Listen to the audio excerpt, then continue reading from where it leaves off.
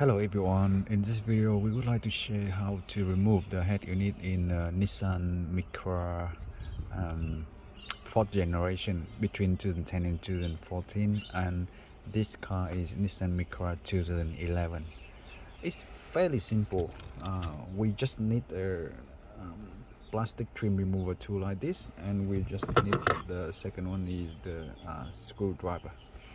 So we start with this plastic trim removal tool. From the top here you see the gap, put it in here, slide and push it, then you can push two hands, left and right, and then push it forward to the body, and this one eventually will come out straight away.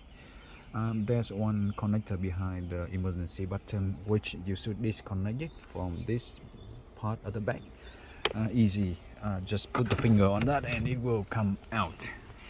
And from here you will see 4 screws which stay here, 1, 2, 3, 4, which we already removed. And after you unscrew it, you can slide the head unit out.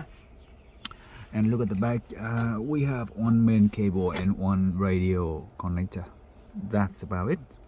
And just unclip it, and then you can remove the head unit completely out of the car. So easy like that. Nissan Micra 4th generation.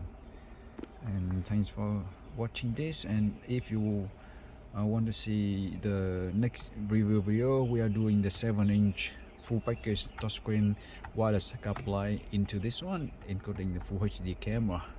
So thank you and see you soon.